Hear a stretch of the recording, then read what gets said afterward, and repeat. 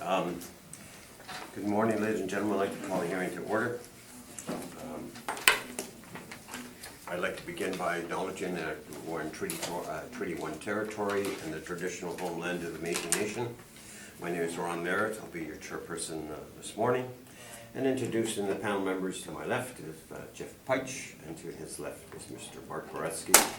And representing the city from the assessment department is Jamie Froget. And our recording secretary is Katie Sutherland.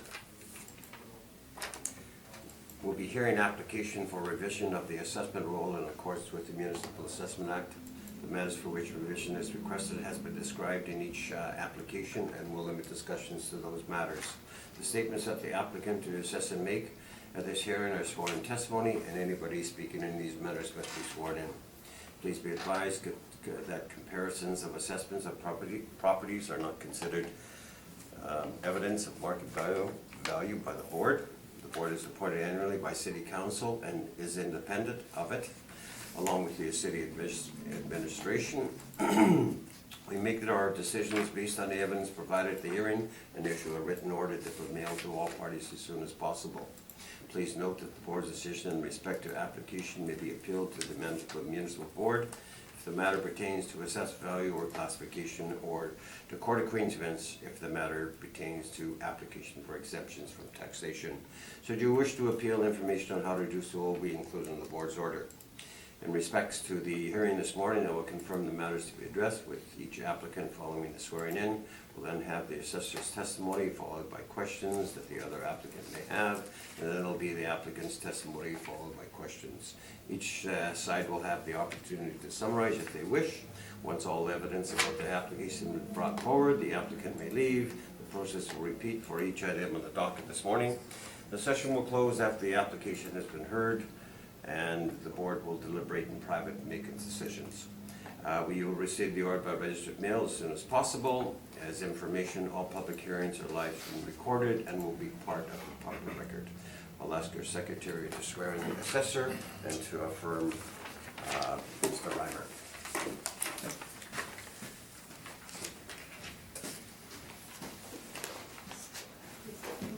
Jamie Froget. Do you swear that the evidence you present is the truth and the truth and nothing but the truth? Yes, I do. State your name. Do you affirm that the evidence you represent is the truth, the whole truth, and nothing but the truth? I do. All right, we'll go to 1580 Taylor. And I understand there is a recommendation, but you can read everything, file number, roll number, etc. Take us through a brief explanation. Thank you. Sure. So the address is 1580 Taylor Avenue. The roll number is 1206286030. And as mentioned, I have a recommendation, so I'll just have some sheets.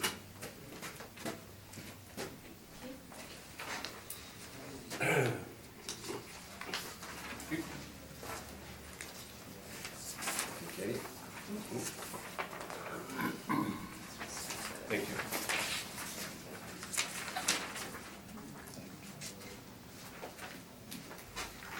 So just to quickly familiarize with which property we're talking about, you can see pictures on page 2 and 3. It's on Taylor Avenue, near the train tracks there. And so what we've done in this particular case, we've looked at the actuals of the property, and we also looked at the 2018 mailer for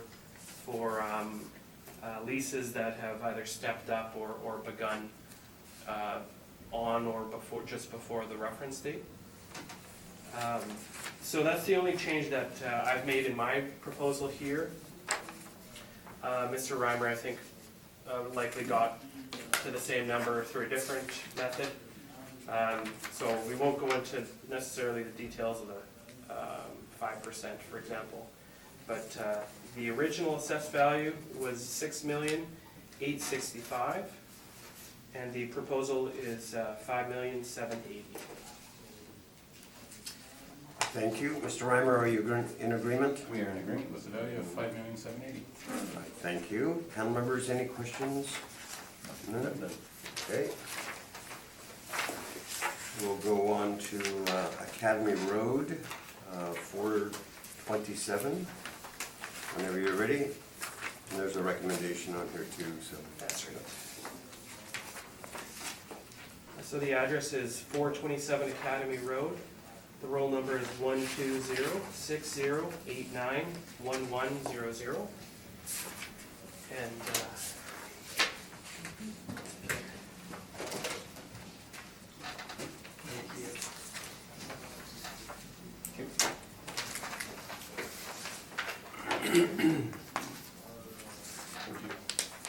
Thanks, Katie.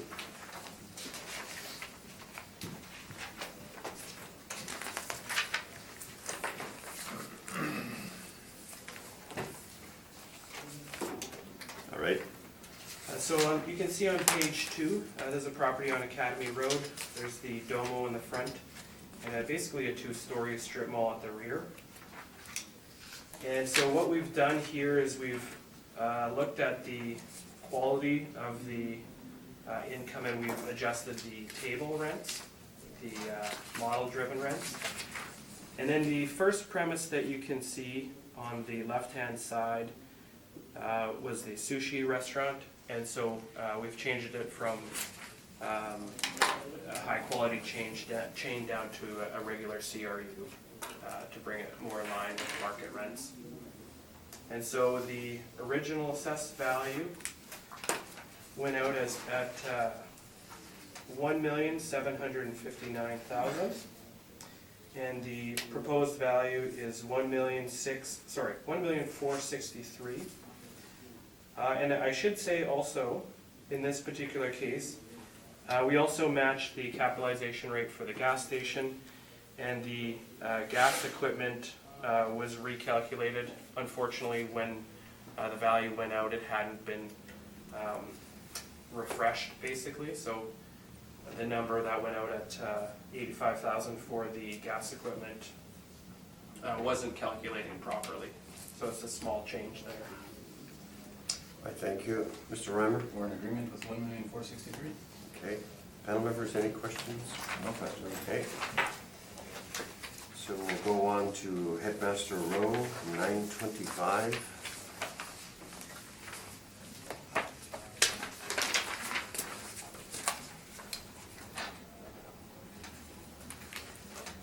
So the address is 925 Headmaster Road.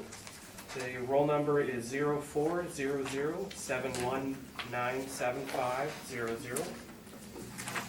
And again, I have a recommendation here. Thank you very much. Thank you.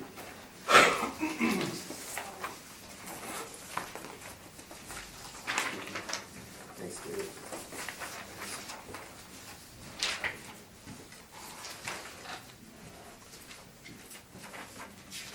So this is one of the last strip malls that you see before you head out of the city here off Flage. It has a strip mall at the back, you can see on page 2, and a smaller size Tim Hortons near the front. And so we've looked to the actual rents for the strip mall at the rear. But for the Tim Hortons restaurant, there was just a land lease, so we looked to market rents in place of that. And in this case here, we've already matched the capitalization rate. So the new value, the old value was $6,048,000, and the new proposed value is $5,353,000. Thank you. Mr. Reimer? We're in agreement with the revised value. I thank you. Panel members, any questions? No questions. All right. Mr. Reimer, I think that concludes our business. Thank you So, very much. Have a pleasant day. I was going to say, we'll know your results, but you know the results. Thank you very much. That's right. Mr. Story, do you need any time to talk at all? Okay, that's fine.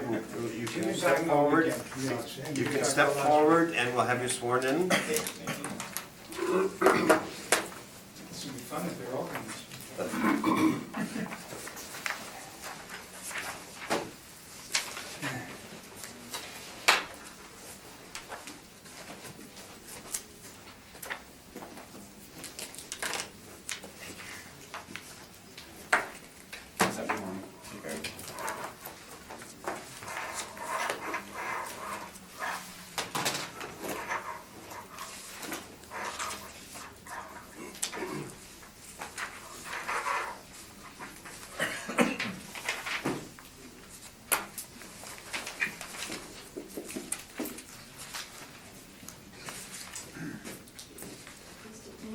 Sid Story. The certified evidence you represent is the truth, the whole truth, and nothing but the truth, so help you God.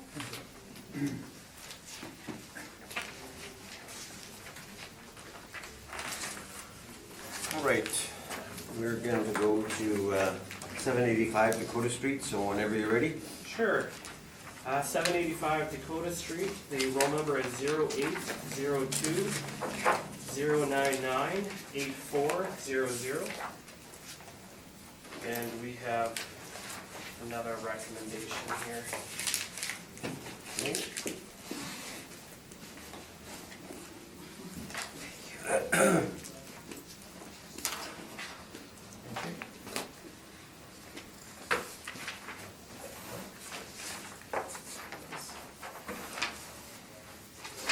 Okay.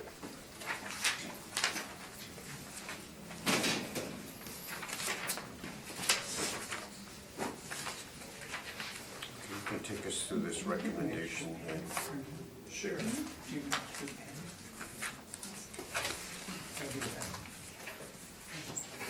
So this is the, it's basically a big box strip mall type of property across from St. Patel Mall.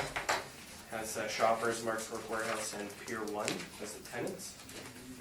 In this case, I looked to the actuals that are there, and specifically I looked to the leases in place, and they weren't fully net, so I've netted them out fully, and looked to market rents as well. And so the value results in a small reduction from $8,456,000 down to $8,224,000. Mr. Story, are you in agreement? Yes, we are, thank you. Okay. Panel members, any questions? Okay. I think if you're in agreement, that is fine. So we'll go on to the next property, which is 1220 St. Mary's Road. Whenever you're ready. I'm just going to bring it to you. Okay. Thanks. Thank you. Thank you.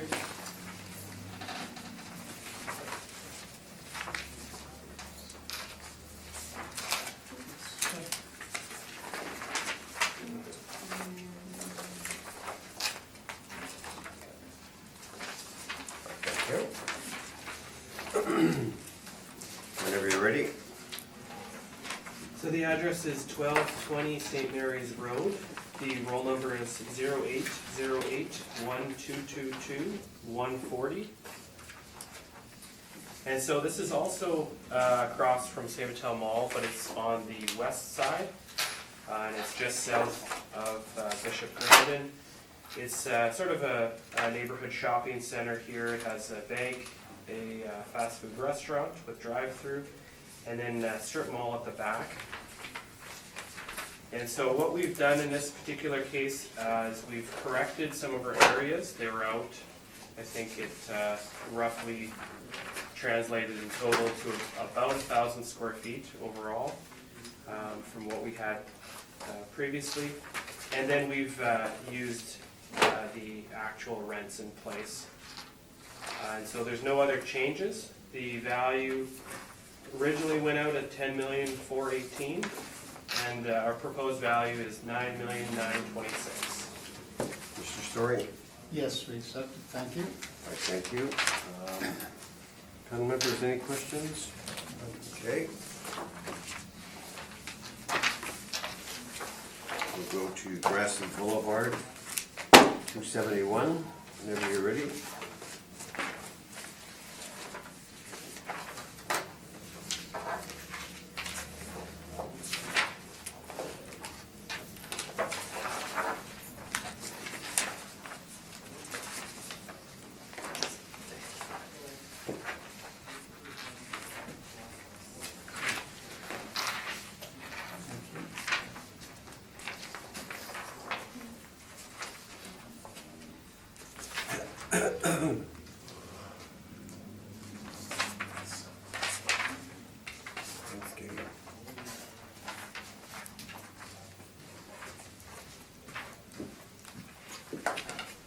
So the address here is 271 Grassy Boulevard. The roll number is 040072558800. You can see the property on page 2. I think it's a few blocks south of the property on Headmaster Road there, so it's off of Lashmoje. You can see the pictures here on page 2 and 3. It looks somewhat dated with the facade. They've actually since renovated the exterior of the property. And then you can also see in page 2 the unusual shape of the parcel. There is some excess land there that they have earmarked for potential second strip mall. So we have some excess land value on that as well. And so the changes that we've made here, you can see the original on the left and our revised on the right. And so we've adjusted the second premise in because we had that as the Robins and considered it a chain restaurant. And in this case here, they have vacated since, and so a donut shop has opened up, and we're using sort of a standard restaurant rate. This mall is also in transition, so at the reference date, there is significant vacancy. I think the reference year, approximately 60% vacancy. So we've given an 8% vacancy allowance here as well. And then you can see at the bottom, I don't really have it labeled, but 636,000 is the value attributed to the excess land, just north of the strip mall. So the total value that we're proposing is $2,846,000. The original assessment was $3,110,000. How much was that figure again? The number that we're proposing is $2,846,000. So it's the Okay. 2,210,000 plus the excess land. Yeah, I was looking at a different figure and, yeah, Sorry, I should consider font Okay. size there. okay. Gets a little bit lost. Underline it or something. Okay. But yeah, 2,846,000 is our proposal. Mr. Story, Yes, we accept, thank you. panel members, any questions? I have one. Okay, What is the size of the excess land? Size.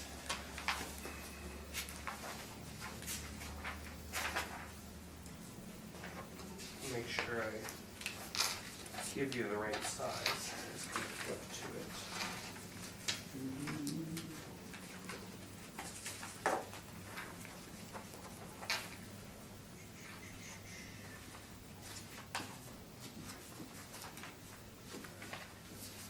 Okay, on page 6 we have basically the breakdown of the excess land there.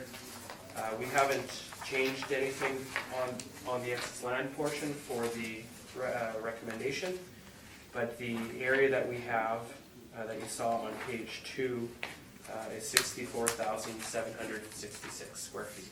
Okay, thank you. No other questions? I just have one. The excess land is to the north, or where is it? Yes, sorry, to the north. Okay. So if you look on page 2, Yep. I see. the overhead shot there. Okay. All right. Okay. We'll go on to Keniston Boulevard, 1765, whenever you're ready.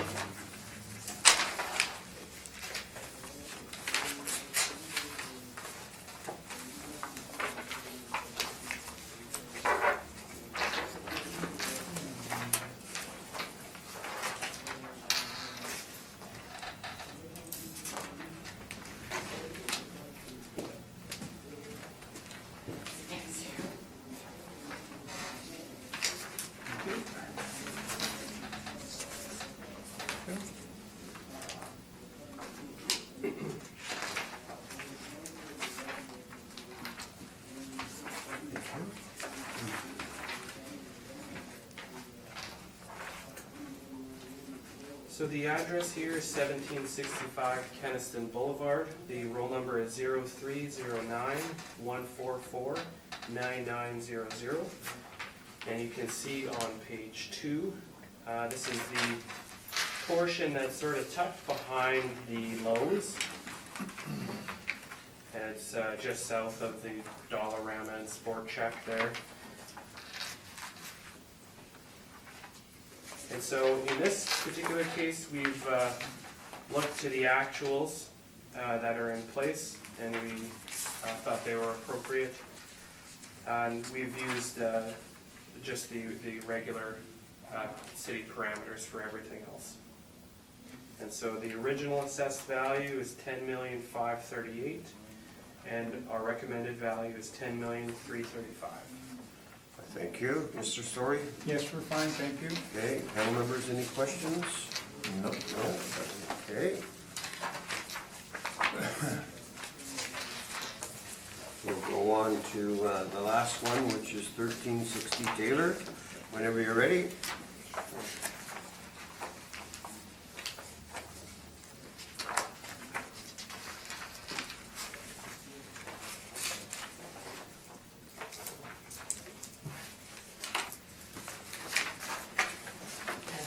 Of course, we have another recommendation.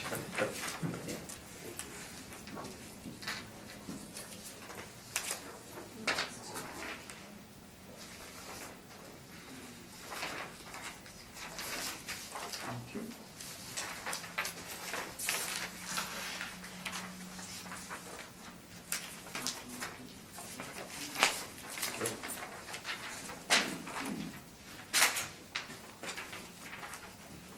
So the address here is 1360 Taylor Avenue. The roll number is 1204-1556-400.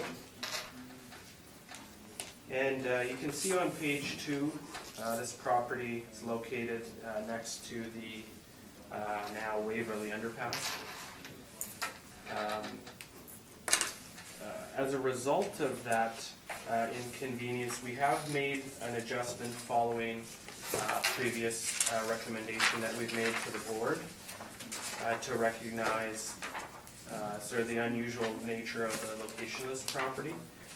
I also wanted to point out the second adjustment that we've made. If you look at page 2, you see the primary roll number there being the basically the neighborhood shopping center or strip mall if you prefer. And then directly to the west, there's another parcel, and that's at the bottom of my page 2. And so this parcel is an extension of the property, but it's actually on a different roll number, and it's not owned by them. And so that has a separate assessment. And you can see here they have some sort of a small monument sign to the north of it, and then some parking, and then at the back of that particular strip there's their garbage bins. So it is something that they use for the property. And so we've adjusted the subject property based on the assessed value of that narrow strip parcel here. And so at the bottom of our recommendation, you can see we have minus $149,000. That's the assessed value of the small parcel located on the west side of the property. And as mentioned, we've adjusted the capitalization rate from 7.15 to 8.15, again, following previous recommendations that we've had. And so the original assessed value that we had was $5,858,000, and our recommended value is $4,990,000.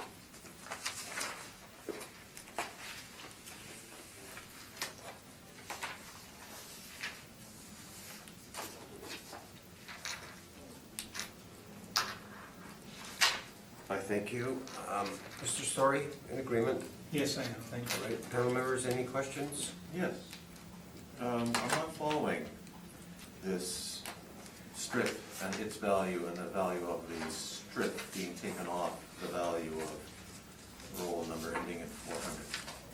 So this is something that we typically do. So we'll call the roll number that's under appeal right now, we'll call it the primary roll number. So if the primary roll number is dependent on another roll number for its use, for its function, we typically will deduct the assessed portion of that secondary piece from the primary piece. And the idea is that if you look at the value of this neighborhood shopping center, it's derived by the ability to have enough parking, to have enough area for garbage bins, to be able to function fully. And so typically, if you were to see a neighborhood shopping center, it would likely have that slightly larger area, which comes from the neighboring property, to support its use. And so our position is that if we were not to deduct from that, we're basically assessing that extra area twice, in the sense that we're not allowing for recognition that this property needs some extra area to function. Because there's an agreement, I believe it's owned by the city for the secondary portion, and there's an agreement, I believe they rent out that extra area, again, for their signage at the front and the parking stalls along the side, and then the garbage bins at the rear.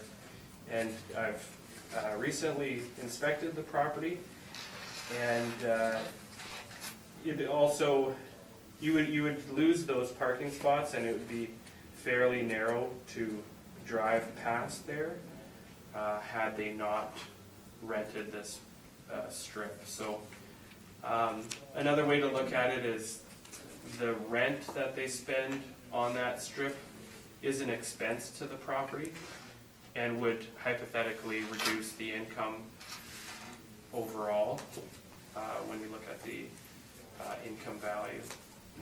Does that make sense? I like the last description. The area that is to the west of the strip, where Correct. there's a parking lot, Right. and what about that? So that used to be it used to be another roll number as well, but since the Waverly Underpass has gone into effect, that is basically green space. Unfortunately, the picture doesn't reflect the current state, so this assessment, we're looking at the physical conditions of the site. And so they no longer have that piece or use that piece, and it's actually fenced off just along the western side of the narrow roll number here. And so this doesn't quite look like that today. Like I said, it's green space, I believe. What you see, there's sort of a sidewalk that loops around the side. I believe that's still there.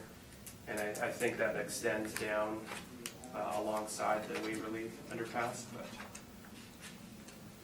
But You said that really if one was to take a look at the rent being paid on the strip, that would be an expense in the income approach and would wind up therefore reducing the value of the property. Why wasn't the calculation done that way, as opposed to determining what the assessment is of that property and deleting that full assessment from? right. So I don't think that we have that agreement, and this is what we've done here is following suit of other cases where a portion of the parking lot is actually owned by another entity. So we it is something that we typically do. I don't know what value that would necessarily figure, but that's, I think, a reasonable alternative. Okay, it seems murky to me, but thank you. All right. I think that concludes everything, Mr. Story. Yes, it does. So, Thank you. thank you. Jamie, thank you kindly, Thank you. and have a pleasant day. Thank you very much. Thank you.